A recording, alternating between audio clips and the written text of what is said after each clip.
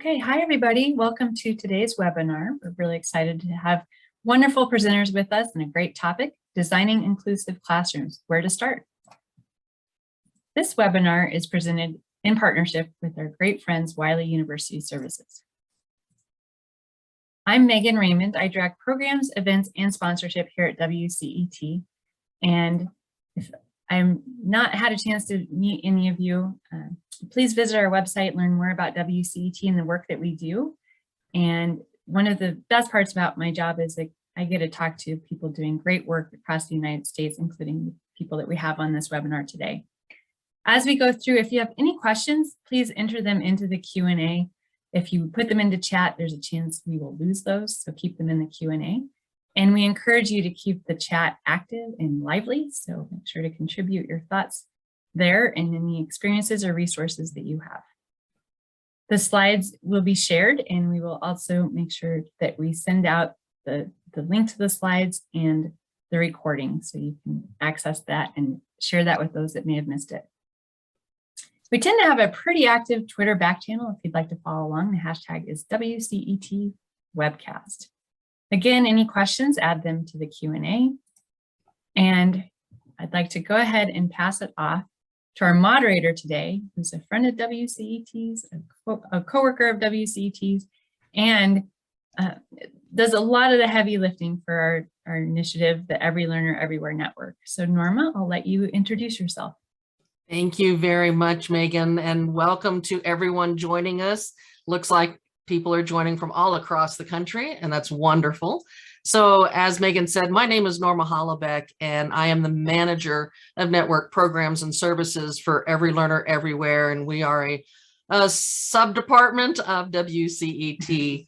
It is my honor today to moderate this wonderful webcast. And I'd like to go ahead and introduce our panelists for today. We have Cindy Gallatin, Chief of Digital Learning Initiatives from University of New Haven. We also have Jason Rohde, Executive Director and Chief Online Learning Officer from Northern Illinois University, and Jeannie Kim, Senior Learning Designer from Wiley University Services. So at this point, I'm going to hand it off to you all, but I will be back to help you all with the Q&A at the end. So I'm turning it over to you all. Thank you so much. Hi, everybody. I'm really excited to be here. As Norma said, I'm a senior designer at Wiley University Services. And today with my talented presenters, we're going to talk about where different campuses have started with the process of implementing inclusive programs and inclusive courses and some strategies they've learned in the process. And so we'll hear some practical ways that Jason and Cindy have implemented diversity and inclusion on their campuses. And we'd also love to hear from you in the chat and all the participants, because I've seen in the roster, there's lots of instructional designers and faculty and leaders in this area. And so we'd love to keep it active. So moving right along on the next slide. In this slide, we're going to talk about the Wiley design process. And I don't know if you know, but Wiley has a division called Wiley University Services. And we work with over 70 universities over the world and over 800 online degree programs. And this gives us a lot of insight into what's happening in inclusion. And we layer our course design practices with the best learning design resources, but also the data from our students. So we survey our students and we have a great research team that gives us reports. And so these are the three categories of what we found our students want in our online courses. And it's not going to be anything new to you, but the three categories are students want real world experiences, they want inspired and engaging courses, but lastly, this is very important in inclusion, they want community and connection. So we design using a community of inquiry framework, which is especially important for equity and inclusion. So as you know, community helps students stay motivated and engaged. And we're going to talk about actual examples that Jason and Cindy are implementing, and that we'd love to hear what you're doing in your courses. So moving right along. This next slide is just a handy mnemonic that reminds people that faculty members are actually at the core of creating the inclusive course.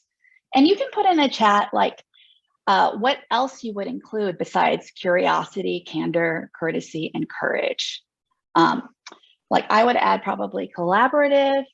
There's other critical qualities that make a great faculty member. So we just wanted to cover this really briefly. I'm speeding through this because I want to get into the interactive part of the presentation and the discussion. So I like that, Olivia, the agile. Absolutely. So it doesn't have to be a C quality. I was thinking of the carrots. So we're going to stop here right now. These are some big questions on this slide, but we're going to take a minute and hear from Jason and Cindy about the types of initiatives that are going on their campus. So these questions are large, but we're going to just take a moment, and Norma is going to transition. Okay, so here we go. Put your comments in the chat as Cindy and Jason are providing us this information. Let's go with that first question there on the slide in terms of your DEI initiatives on your campus at the program level, university level, or department level. I'll be happy to jump in, Norma. So we have a lot of initiatives at our university, everything from international student life to a center that really focuses on programming, to something we call the Ideal Council, which is inclusion, diversity, equity, and access, which is comprised of faculty, staff, and students that are engaged in many programs across the university. But the one that I want to highlight right now is one that was very creative. It's a faculty member who's also an assistant provost at the university. And he created, his name is Alvin Tran, and he created a JEDI program. And what makes this kind of fun is that he uses the acronym JEDI to really describe a student group that is involved in justice, equity, diversity, and inclusion. And this student group is really comprised of a number of different students who really go out in the university and become immersed in helping other students. They do surveys, they get feedback from students. So it's a way to not only have administrators and faculty involved, but it really is a DEI initiative focused on supporting students of color, LGBTQ students, and students from other historically marginalized backgrounds without having to come forward.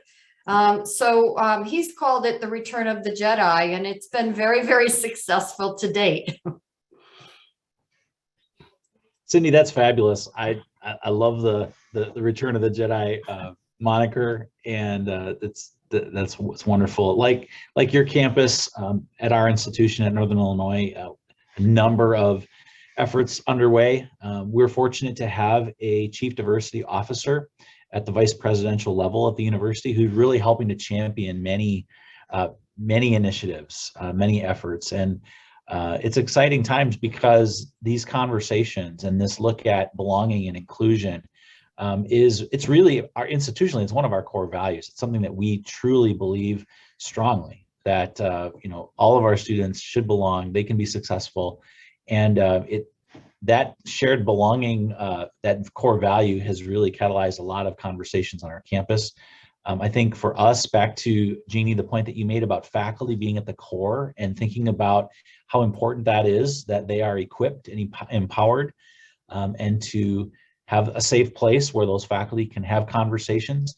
We've launched something that we're calling the Faculty Academy for Cultural Competence and Equity, or FACE. It's not as cool as JEDI, but that is an effort that's really going to be combining and blending both professional development and with conversations on these really important topics, giving faculty a safe place to come together to share ideas, and for that work to then filter down and to happen in smaller pockets across the institution. I think for us, where we've seen success is that this hasn't been just in one little silo within the institution, but it's been bringing the campus together broadly to have conversations where we think about things like, what is our inclusive language that we want to put in syllabi? What's a diversity statement that we want to promote? What are some of these key areas that we can come together around? Jason, that's really impressive about the coordination across departments. Do you have any sort of tips or, that's hard I've had experience working in a very siloed environment in a university setting. Sort of what tips or what strategies? I'll tell you, Jeannie, it's been a lot of communication and continued communication and continually raising the visibility and from the various highest levels. This gets discussed at board meetings, at senior leadership, and really then taking this down to the colleges. So we have each of our colleges has been tasked with creating a kind of an equity team that is looking at the not only the climate, but very specific tangible things like equity gaps and such in curriculum and across courses, looking at those trends and having these conversations that are localized and specific to the needs of a particular area within the institution, but having those shared goals as well, right? So that you can come together and you can see how the efforts that you might be doing in biology or chemistry, how those align with the shared institutional goals that we have to continue to move forward this agenda of inclusion and equity. Thank you. All right, we may come back to these questions because they're pretty heavy, especially around the topic of bias screening. So, but we'll move on for the time being. Thanks, Cindy and Jason. And so the next slide is the roadmap to today's presentation about our 8 recommendations. I'm just going to stop here briefly. This is not like set in carved in stone, but as you can see, that good design is inclusive design, and everyone implements these types of things in their courses already. But we're going to talk through these recommendations with exemplars. So, and we're going to start with examining your own biases. And this one is the most important one because it starts with our own selves, because each of us carries our own bias in us. And in order to have courses that are inclusive and equitable, you can't just have a one-day workshop or an online training from HR. And one resource that I love, and I'm interested if anyone in this group, any of the participants have had the training by Dr. Patricia Devine and William Cox from from University of Madison in Wisconsin, where they treat bias as a bad habit. So that resource I'll put in the chat, but it's like data-driven resource to eliminate unconscious bias. But anyway, doing the work and starting within with that self-reflection is the first step. And so that is the first recommendation. And so I would love to, in the chat, if you share like any trainings that you felt were worthwhile. Jeannie, if I can jump in here, yeah. Thinking about your own implicit bias, and there's the training piece. Something that I found really helpful and that we encourage our faculty to do is to, in that reflection phase, at really the pre-course level, to not only reflect on kind of their own biases that they may be bringing to the course, but to think about some sort of implementing, and this is what I've done in my own teaching, and we've encouraged faculty to do the same, is to implement some sort of a pre-course reflection that could be a tool that then those educators could use as they are crafting an inclusive and welcoming space, and to start to combat the implicit bias. And so what this is really, it's a survey that I typically include that very first week, or frankly, even before the course starts, when I send out a welcome to my students, I'll include this, and I'll ask that they quickly complete it. And it's asking things like preferred name and pronouns, but getting to things like questions about their comfort or what they feel like, maybe their background knowledge in the topic, what they're bringing to the course, helping me to get to know a little bit about those students and what they're bringing to class. But I also ask them other things like, one of the questions is, what's their biggest concern?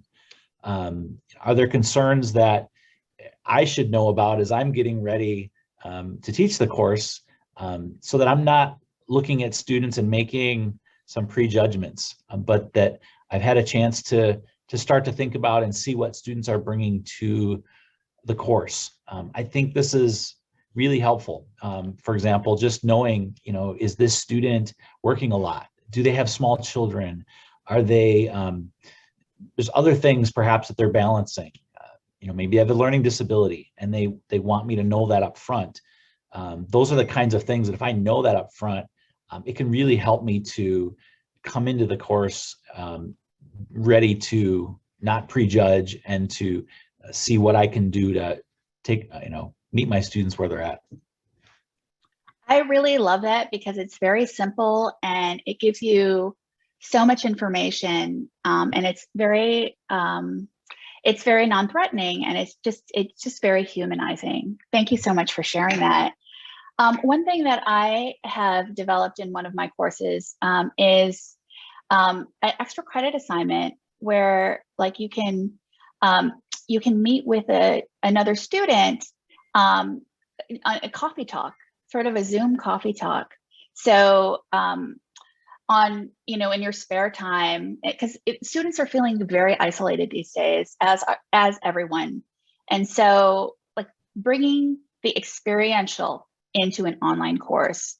So Zoom coffee talks or a Zoom movie night, that type of thing, and giving extra credit for those types of experiences.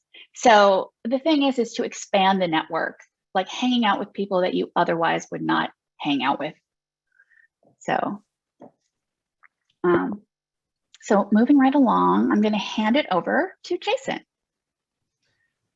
Thanks, Jeannie. So on this next slide here, this second recommendation is really focusing on the instructional design being the foundation for building an inclusive course.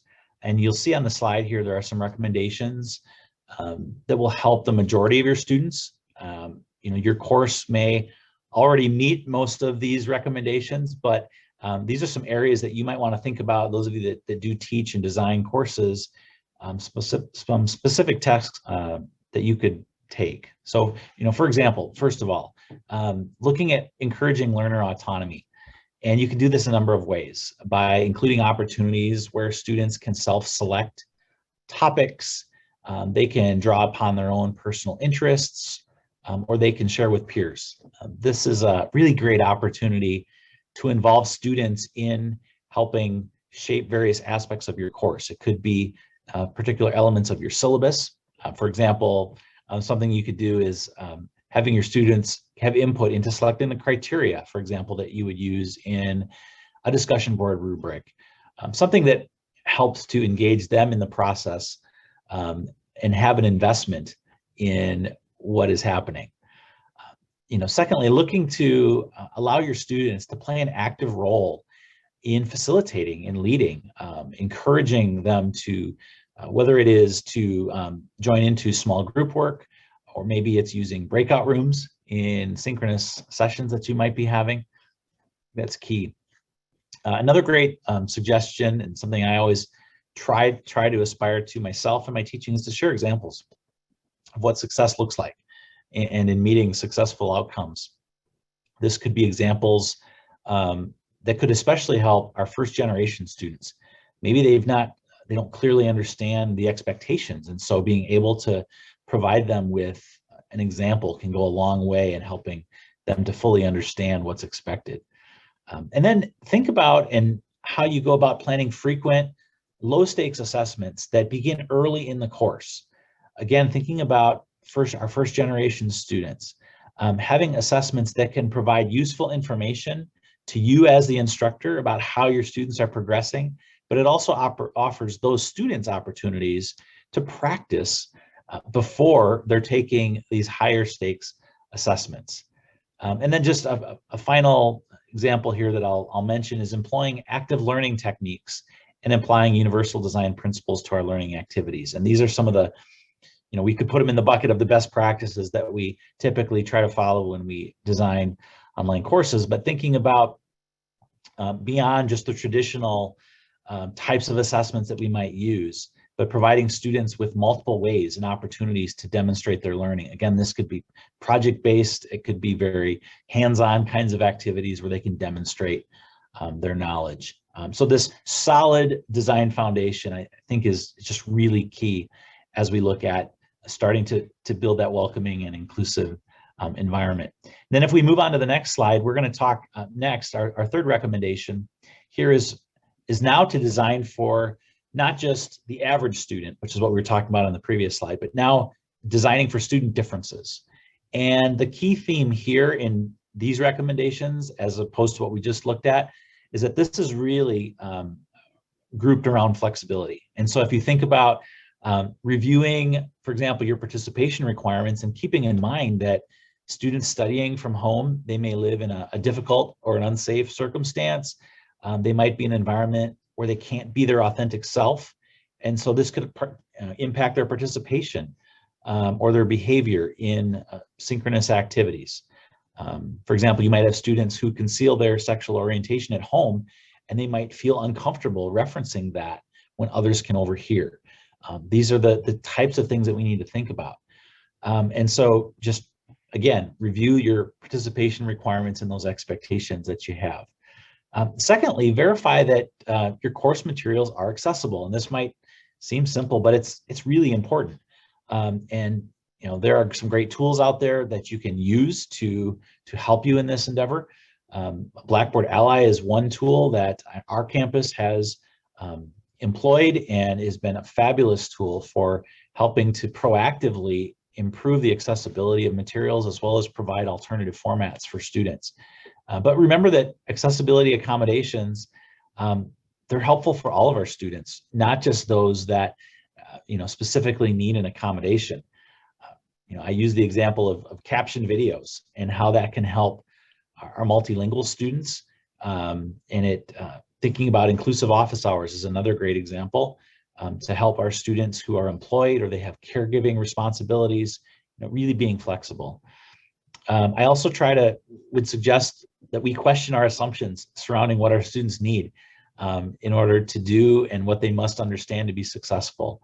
And so thinking about providing spaces for different learning tendencies that we see and communicating explicitly with our students how they can demonstrate their learning. And just kind of finishing up this recommendation here would be to offer students flexibility wherever possible with deadlines and workload, and provide feedback on how they're progressing against their timelines. I've had a number of students that when I did that pre-course survey initially to get to know my students who were juggling multiple jobs and caretaker responsibilities, and truly they were enrolled in my online course because it was the only way they could meet that particular course requirement for their degree program. And so they needed the flexibility. And so it wasn't that, my deadlines, I wanted to look at how could I make them accommodating, not lessening the rigor at all in my course, but being accommodating to my students. And so thinking about that flexibility is really important. And ultimately, I would say reflecting on what does it mean for our students to be proficient, to show that proficiency, and adapting assessments that can allow for multiple methods of students to demonstrate that knowledge, I think is really great. With that, now we're going to talk a little bit more about materials, and I'm going to turn things over to Cindy for our next recommendation. Before we dive in with Cindy, I'm going to interrupt for a second because I think this is a great opportunity to take a question that popped up in the Q&A.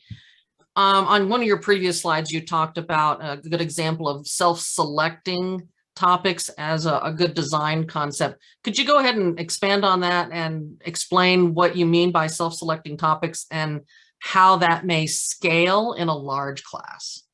So let's say, for example, that you may have a a construct that you're discussing that you could look at it from a number of different ways.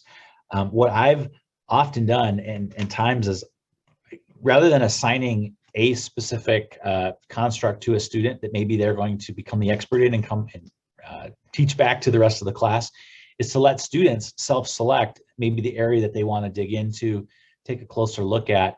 And then I ask them to kind of put the onus on them to help dig into that construct and bring it back to whether it's within a synchronous session, I break them off, or if this is an asynchronous experience, I'll have them maybe bring that back to a discussion and be able to share their experience. I've also done this with wiki style type of activities where I'll have a list of topics that students can pick and choose from.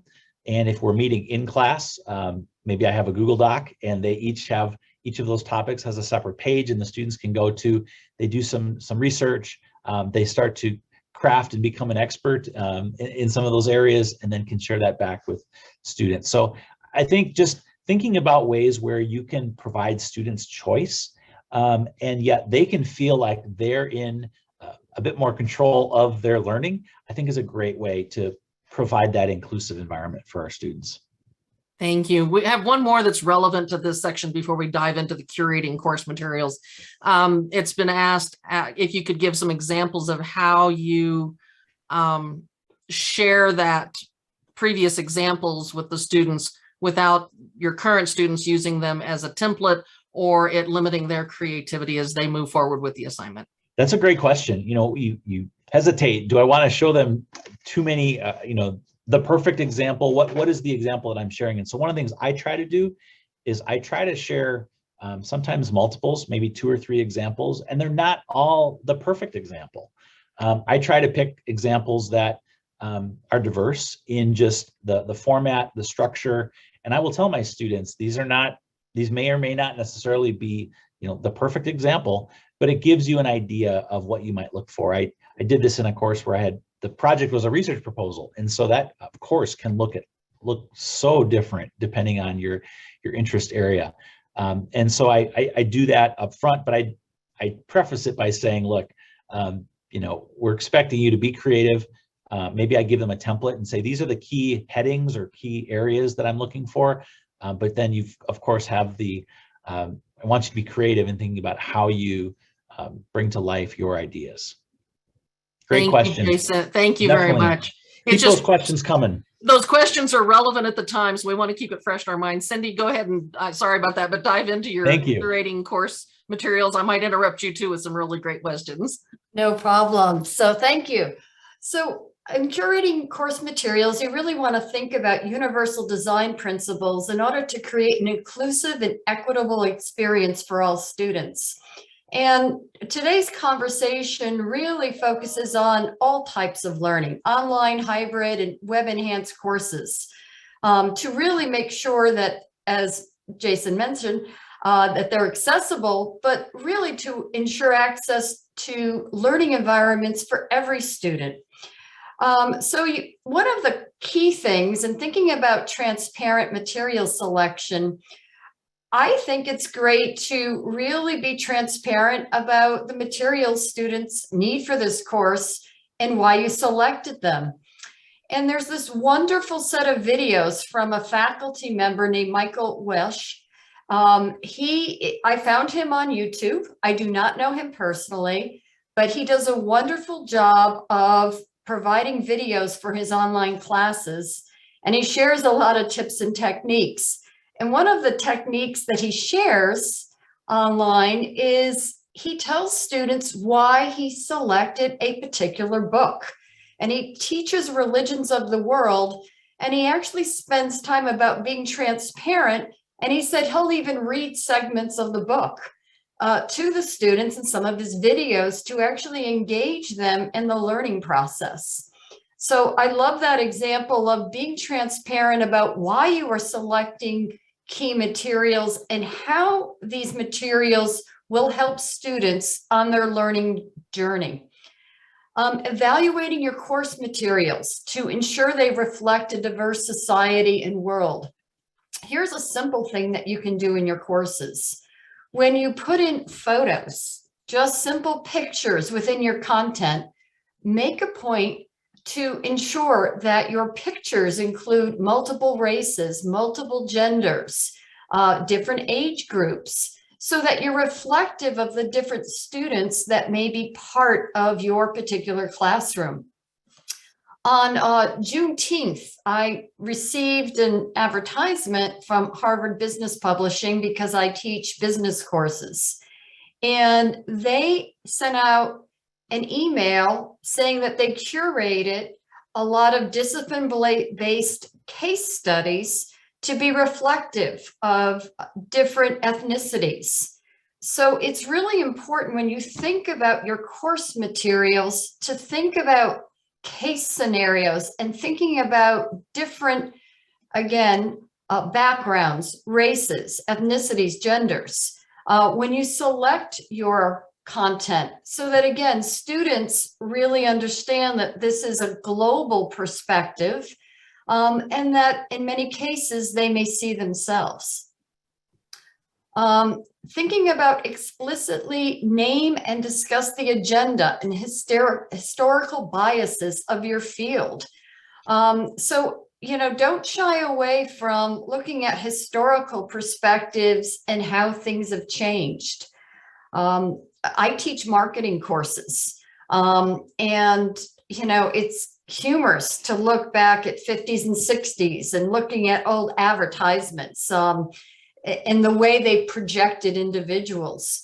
And I think it's really important for students to look at present day examples and how we've evolved and how we're evolving in terms of the type of content that's out there. And again, because I teach marketing, I love to look at things in terms of advertising and target markets and how important it is to really be reflective of different audiences. Supplementing your course materials with background information and multiple types of examples to facilitate learning. Your course materials can be both digital, and if you're in an on-campus class, you may still have some print materials. I'm a little biased, and I'll admit that I tend to shy away from print materials. I'm a big fan of digital, but thinking about the different types of course materials you're going to use, think about how terrific it is to use digital content where you can increase font size, use text to speech to read text out loud, link to more detailed information. These types of examples are really useful for students that may have dyslexia. So thinking about the types of formats that you may be utilizing for your content. And again, there already was a reference to ADA compliance. It's really important that your videos have transcripts, and videos are a fabulous tool for students because they're able to play back and, again, go back and understand the material for better comprehension.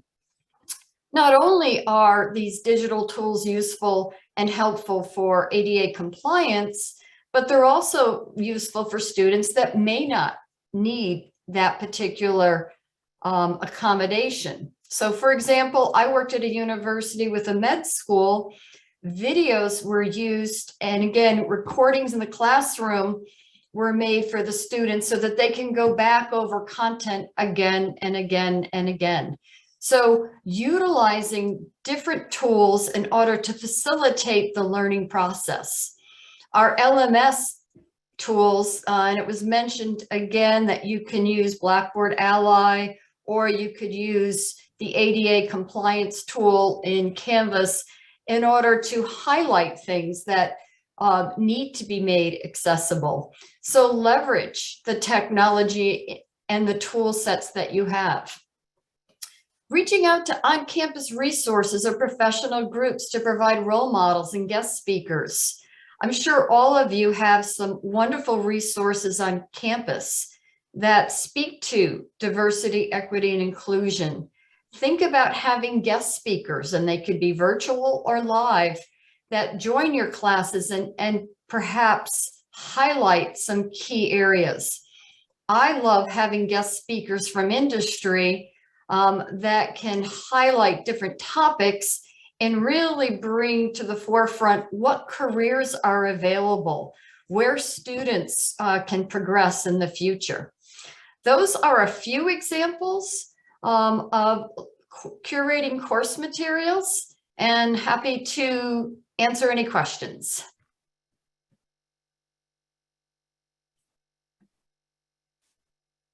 And if not, we can move on.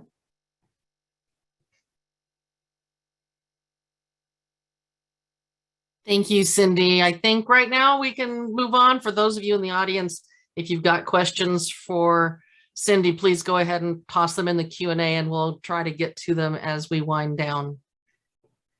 All right, so we are at our fifth recommendation that really is focusing on social presence. And Jeannie mentioned this, the community of inquiry framework that many of us are familiar with. That's a common framework that we utilize as we think about the importance of presence in our online courses. And I think there's two important steps for crafting that positive social presence. I think it involves both a proactive planning that we're talking about here, but then establishing strategies where you might mitigate a situation if the class climate sours. And I think we'll talk about this a bit more and give you a chance to chime in with in the chat in just a moment. So start thinking about how you manage conflicts that arise in your classroom today, and be ready to chime in with some thoughts there. But first of all, I'm gonna throw a few ideas out as we think about this recommendation of creating that social presence in the course. And so understanding that conflict is healthy and it is part of our discourse and our grappling with ideas. But I think it's really important that we model constructive discussion, particularly when we are in situations that could lead to conflict. And so there are some key things you can do. Number one is just including a syllabus statement that recognizes diversity and respects and affirms student identities. I've got some sample syllabus statements that we share at our institution that I'll put a link in the chat, but you might at your institution as well have some of those recommended statements that can help set the tone even from the syllabus as to what's expected. And then next, I would say proactively plan your group formation, keeping in mind how student demographics may impact whether it's your online discussion forums or perhaps collaborative assignments, or how students will engage with materials. You might want to think about, I happen to be teaching a course right now that is a cross-listed course. I have students this summer both taking this course for undergraduate and graduate credit. And I have some different expectations for those students, and grouping them in certain discussions and activities based on those expectations. That's something I need to keep in mind. And so I think just thinking about that group formation is important.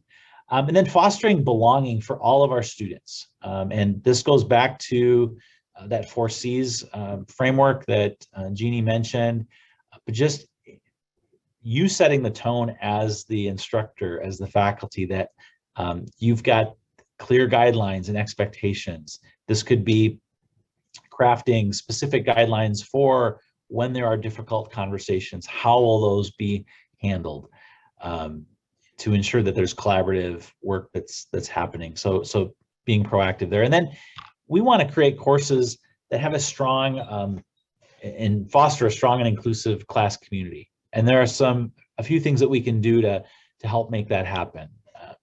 I think first of all, we've already touched on this, but reflecting on how you as the instructor, as the faculty, share or do not share power in your classroom. Thinking about perhaps forming some student leadership roles during class sessions. This could be whether it's an asynchronous discussion, or it could be having students step up and assist in different ways in the asynchronous class meeting that you might be having, giving our students an opportunity to share their expertise as well, and allowing them to help co-design certain elements of the class like we talked about. You might want students to, for example, act as a moderator in a discussion in a given week. You might want them to help come up with the prompt for the discussion to kind of kick things off that particular week. But look for opportunities to provide students with a chance to share their learning with each other, with the goal that they could help build some class solidarity around those ideas. I think that's really key. And then I will just throw in that I think it's really important that we be prepared to monitor the student interaction that we are encouraging and have a plan in place for the first day of class for how you're going to manage conflict between our students. And so you'll want to learn to look for and address microaggressions, these statements that while we might not think of them as being hurtful in any way, certainly can be. And so be looking for language in things like discussion boards or chats or other places where students interact, and being sensitive to that, I think, is really important. So that's from a crafting that social presence piece. Those are a few recommendations there. And then next, let's think about the next recommendation here. And I'm just going to very quickly mention that as we think about teaching behaviors, there's so much that we can do to affirm and be positive in our teaching, being compassionate toward our students, sharing the challenges that we ourselves face and how we've overcome those, and just checking in on our students, making sure that they're okay, that they have what they need. I think these are all critical. And so you see some recommendations here on the slide, and in the interest of time, I'm not going to go through these in depth, but we offer these here, and I think these are covered in more depth in the white paper that was shared and will be shared, and you can dig into these further. The chat, though, if we can go to the next slide and just throw this question out there again in the chat, maybe as you've been thinking about conflicts in your classrooms and how you handle those, how you manage classroom conflicts as they come up. If you have any great suggestions, please throw those in the text chat, and I'm sure we can continue the conversation and maybe circle back on some of those. So with that, from there, I think I'm going to turn things. Not sure, Norma, if I turn it back to you or if we're going to Cindy. We're going to go to Cindy on this one. Okay, great. So student resources. I think one of the things that you cannot assume is that even though students are very tech savvy, they don't necessarily understand or utilize educational technology, and it may be new to them. So I think one of the key things is really ensuring that students are set and ready to go, but that you're also providing tools to make it easy for students. So for example, we often provide an overview of the LMS that any faculty member can embed in their course.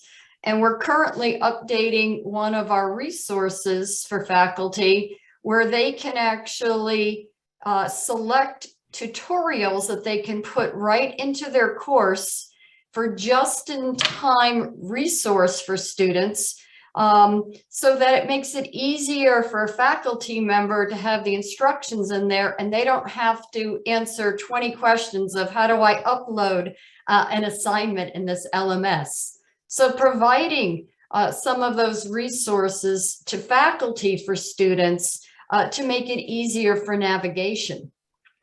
The other thing that we recommend is at the beginning of each course is really make sure that students can navigate the course.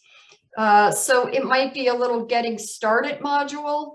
It could be a video of the course. It could be just a quick overview of where things are and how they should navigate to make it easier for students as they can focus on content rather than focus on navigation. Communicating with students about how the online format may influence their study strategies. So provide strategies for students on studying. Give them recommendations on timing. The biggest challenge most students have is juggling time. And so give them some strategies of, doing the readings offline and chunking their study time. Also, by chunking your course and your assignment due dates, you can help students manage their time even better. Sharing resources for student support and explicitly encouraging their use. Again, you want to make it as easy as possible. Make sure that the tools that you have students use are university supported tools. So if something breaks, they can quickly get some help. In addition to that, if a student has a tech problem, so let's say you recommended an assignment be done via video, and a student has difficulty using that particular tool, be flexible. Let them use a different tool. Rather than spend time troubleshooting a technology issue, make it as simple and easy as possible, and don't focus on the tools, focus on the outcomes. So guiding students to services. We have a university website for technology. We have student support help desk. We have a help chat line 24/7 for Canvas. So again, give students an overview of where to go for help, because most of the time, they're not going to do it in advance. They're going to want it at 2 in the morning or when they're doing that particular assignment. So make it as easy as possible for students to self-serve, because the self-service piece is really important. Next recommendation is really continuous improvement. And I wanted to think about this in terms of how all of you in the audience are either building courses or teaching courses. The first thing you do is you build the course. And if it's the first time, you might be testing out some ideas. As you do that, you want to measure the effectiveness of those ideas. And some great ways to measure is to use the analytics tools in your LMS. I don't know if we can do a show of hands if there's a way to do this, but I would love to know how many people out there use the analytics tools when they're teaching, or if they recommend them to faculty to really gauge how students are doing in the class or how students are actually utilizing the material. It's really interesting to see how many hits you get to assignments versus reading materials. I used to tell my students, the more engaged students who engage with all of the content tend to correlate really well with the students that get A's and B's. So if you use your analytics, then you're learning and you can revamp and continuously improve. So thinking about, reflecting on your course materials and then developing that continuous improvement plan with concrete steps. How am I going to fix this course? How am I going to change it to make it better and better? In terms of your course facilitation, it's really important to recognize and address microaggressions and language. I went to a gender bias training and it was really well done. We had it done across the university, and we then broke into small groups, and I had a faculty member in my group who was military, and he said, I'm having some difficulty transitioning to gender neutral terms because it's been ingrained in me to say sir and ma'am. And he said, I'm doing that to be polite, not to be a microaggression. So again, it's how do you recognize some of that language, and how can you, as well as your students, modify things in order to be respectful to others? So then engage in development opportunities to improve your understanding of students. And I'm a big believer, reach out to the students midterm, doesn't have to be a long survey, 1 or 2 questions. What's working for you this term? And what is not helping you learn? How can I help you learn for the second half of this course? So reach out to your students in order to get information of how you can continuously improve the course while you're teaching, and then utilize that information for the next term. And with that, Norma, I think we can move on to the next recommendation. Thank you, Cindy. We have gone through quite a few recommendations at this point. And I think, Jeannie, did you want to recap everything that we've discussed and kind of go through this pathway that we've got there before we ask one or two questions that we've got? Norma, I just would love to just get to the Q&A and to the discussion. This is just a recap of, of our recommendation. So I'm just going to swap it back to you. That's what I was just going to say. I'd just like to get to these, because the chat is so vibrant, and there's some great topics being brought up. So, and I see this question. So yeah, and I have a really challenging question I want to toss out there. I don't know that we have the time to answer it wholeheartedly and fully, but at least we can start the conversation. And I have seen this question pop up over the past couple of years multiple times, and I'd like to just at least, Jason made the comment that sometimes conflict is necessary, and it's good to help broaden our thoughts and things like that. So this is one is, how do you avoid retaliation in discussing current and historical biases in the field in climates that are not supportive of the diversity, equity, inclusion, and justice and social justice efforts? I'd love to have Jason's thoughts, and then if we have time, also Cindy's thoughts on that. Yeah, that's a great question. No, I mean, really, I think there's actually fear on the part of a lot of faculty. Like they're scared of how am I going to handle this situation when it comes up? What's going to be? How do I create an environment where we can have that discussion and not have that retaliation like we're talking about here? I think initially for me, it's all about looking at initially having my radar up and being really attuned to those statements that could be perceived as microaggressions. And that often will lead to, that's often where conversations will start to go off the rails a bit, was when you have that, and then that starts to snowball. And so trying to step in right away and take a step back and then kind of help mediate that conversation and reiterate the expectations that you've already set in your course for collegial and supportive discussion. And we can agree to disagree, but we're not going to attack one another. We're not going to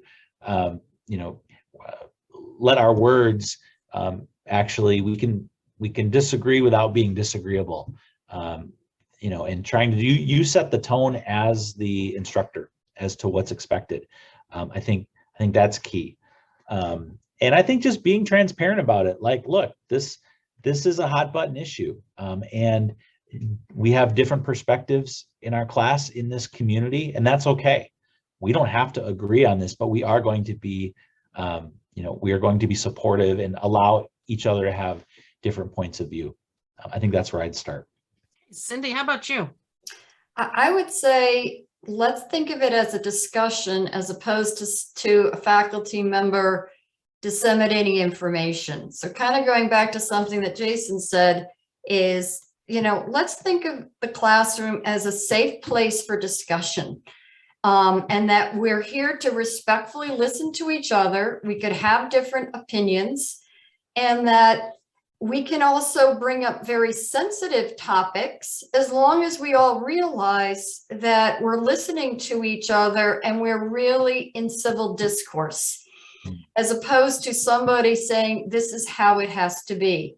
We have some faculty running some programs at our university that are very sensitive, that have students revealing information to the entire group.